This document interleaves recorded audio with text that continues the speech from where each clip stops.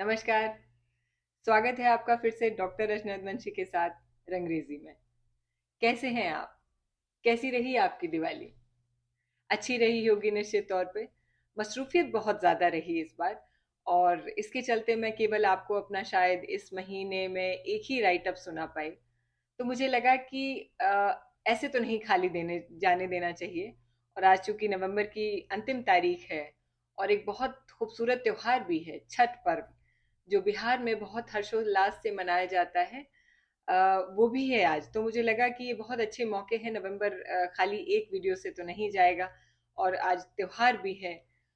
जो लोग ये सोचते हैं कि छठ तो हम नहीं मनाते, तो मुझे ऐसे लगता है कि इंटरनेट और मीडिया के इस दौर में जो चीज़ आपको नहीं पता है उसके विषय में पता ज़रूर कर लीजिए। और ख़ास तौर से अपने भारत के जो जितने भी प्रांतों में तरह तरह के जो फेस्टिवल्स मनाए जाते हैं, मैं उनके विषय में जानने की कोशिश ज़रूर करती हूँ, क्योंकि आप कभी उनके विषय में पढ़ें और उसकी गहराई से मर्म को समझें तो आपको पता लगेगा कि हर त्योहार के पीछे एक बहुत ही खूबसूरत संदेश होता है। अ, जानने की कोशिश करनी चाहिए, मेरा कहने का मतलब ये था। क्या सुनाऊंगी मैं आपको?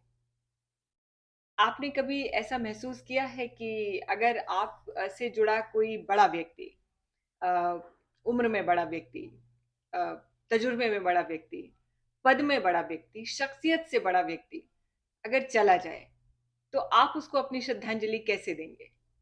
मतलब एक ऐसा व्यक्ति जिसके विषय में दुनिया लिख रही है, बता रही है, और आपके ज़हन में भी बहुत कुछ उससे जुड़े प्रसंग उमड़ घुमड़ रहे हैं, तो आप कैसे उनको श्रद्धांजलि अपनी देंगे? मेरी एक छोटी सी कोशिश है। नेताजी को आज मैंने श्रद्धांजलि दी है। लिखा मैंने पहले था, मसरूफियत के चलते, व्यस्तता के चलते मैं आज आपसे साझा कर रही हूँ।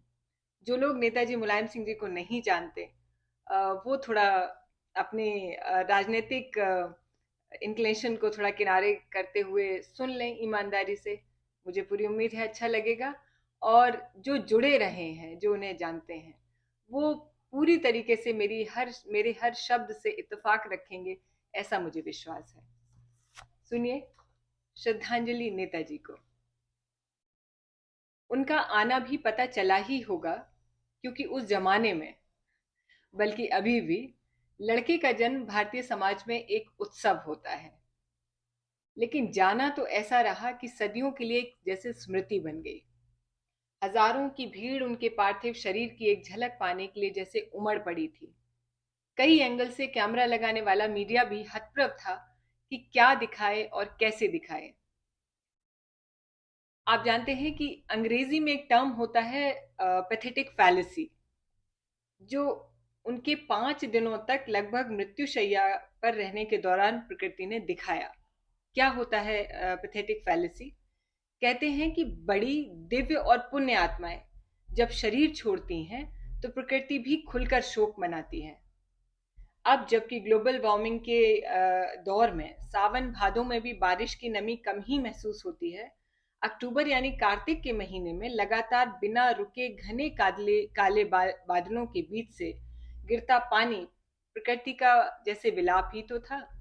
आपको याद होगा 10 अक्टूबर, 8 से 10 अक्टूबर तक, जब नेताजी अपने स्वास्थ्य के लिए जंग लड़ रहे थे हॉस्पिटल में, तो लगातार पानी बरसा था। इतना पानी कि मतलब मैंने बचपन के बाद इतना नॉन स्टॉप बारिश बहुत सालों बाद देखी थी।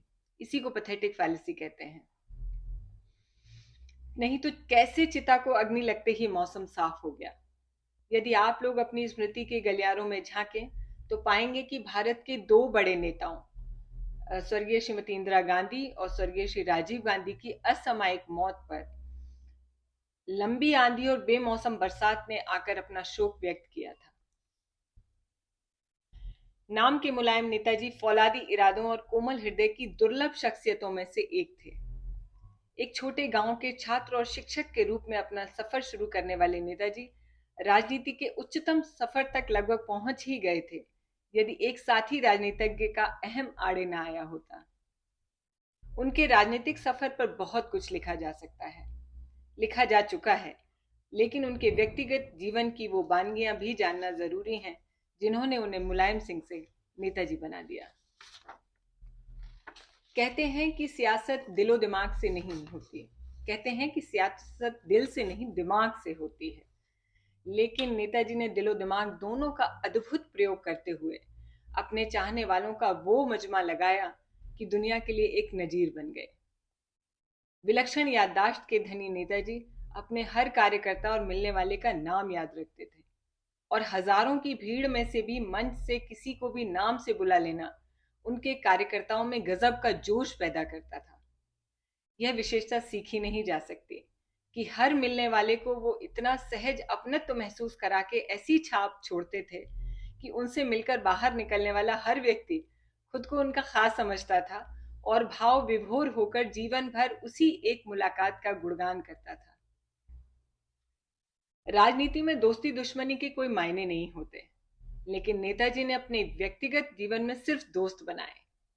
जो एक बार उनका हो गया तो फिर कई विरोधाभासी बातों पर मीडिया की आलोचना को दरकिनार करते हुए नेताजी ने उसे पूरा संरक्षण दिया। हाँ, वो उदंड तो है लेकिन पुराना कार्यकर्ता है, इसलिए मेरा फर्ज बनता है कि मैं उसके साथ खड़ा दिखूं। जैसे बेलाग वाक्य नेताजी की शैली का हिस्सा थे। ऊंचे पद पर पहुंचकर भी जमीन से जुड़े मुद्दे संसद में उठाना सिर्फ उनकी राजनीतिक मजबूरी नहीं थी, बल्कि निजी जिंदगी में किसानों और मजदूरों की पीड़ा को वो बहुत गहरा महसूस करते थे। बताइए, हमारे देश में एक बड़ी आबादी के पास रहने को घर नहीं है और यहाँ कुत्तों के लिए घर बनते हैं। अपने घर के अभिजात्य होते परिवेश पर उनकी ये टिप्पणी सुनकर मैं हैरान रह गई थी। नेता वो होता है जो खुद आगे बढ़कर नेतृत्व करता है, लोगों को राह दिखाता है। महिलाओं का सम्मान और धर्मनिरपेक्षता की राह पर चलने वाले नेताजी को न जाने कितनी आलोचना और उपहास का सामना करना पड़ा, लेकिन अपनी खींची रेखा को सांप्रदायिक ताकतों द्वारा पार करता देखकर उन्होंने वो कड़े फैसले लिए जिससे उनका राजनीतिक जीवन लगभग दांव पर लग गया था। हमेशा जिसका दिल छोटा है वो बड़ा नहीं हो सकता कहने वाले नेताजी अपने एक ब्यूरोक्रेसी के बड़े अफसर और जो उनके बहुत आलोचक भी थे, जब वो अपने अंतिम दिनों में कैंसर से जूझ रहे थे तो नेताजी ने विदेश में उन्हें सारी सुविधाएं मुहैया करा के उनका इलाज कराया था। ये साबित करता है कि नेताजी जो कहते थे, यानी जिसका दिल छोटा है वो बड़ा नहीं हो सकता, ये कहते नहीं थे, ये साबित भी करके दिखाते थे। जो किस्से छप गए वो पता चल गए, लेकिन सत्य तो यह है कि 12 अक्टूबर को नेताजी के अंतिम संस्कार में देश के हर बड़े नेता से लेकर हर छोटा कॉमन आदमी जो उनके प्रिय गांव सैफई में जुटा, हर एक के पास नेताजी का व्यक्तिगत तौर पर दिया कुछ ना कुछ था उस शख्स के पास। या तो कोई एहसान, या कोई सम्मान, या फिर कोई स्मृति। बड़े लोगों को तो सम्मान मिल ही जाता है, लेकिन मामूली समझे जाने वाले किसी व्यक्ति को जब सम्मान मिलता है तो वह जीवन भर के लिए अपनी निष्ठा सौंप देता है। और यही जागीर थी नेताजी की। जहां सामान्यतः एक शख्स अपने कुछ चुनिंदा परिवार वालों को भी साथ लेकर चलने में मशक्कत सी महसूस करता है, नेताजी सहज भाव से लाखों को अपना अनुयायी बना लेते थे, यानी फॉलोअर बना लेते थे। अपने प्रिय गांव सैफई के आवास के जिस विशाल अहाते में वो अपने जीते जी कतारों में लोगों से मिला करते थे, उसी अहाते में तब तक भी वैसा ही हुजूम जुटा रहा जब तक नेताजी के सारे अंतिम संस्कार विधिवत संपन्न नहीं हो गए। राजनीति भारतीय लोकतंत्र की नींव में है। नेताओं का आना जाना लगा रहेगा, लेकिन नेताजी मुलायम सिंह का जीवन कई पीढ़ियों के लिए जिज्ञासा, कौतूहल और प्रेरणा का विषय रहेगा। मेरी छोटी सी श्रद्धांजलि नेताजी को।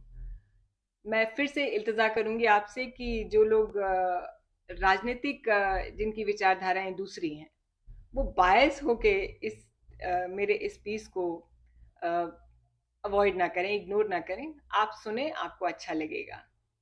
और जो लोग उनसे जुड़े हैं उन्हें बहुत कुछ पता है उनके विषय में। मैंने राइटअप में भी लिखा है कि जो उनसे जुड़ा रहा व्यक्ति, ऐसा कितनी कितनी कितनी अद्भुत बात है ये कि लगभग हर व्यक्ति के, मतलब लाखों व्यक्तियों में से हर व्यक्ति के पास उनकी दी हुई कोई एक पर्सनल स्टोरी है।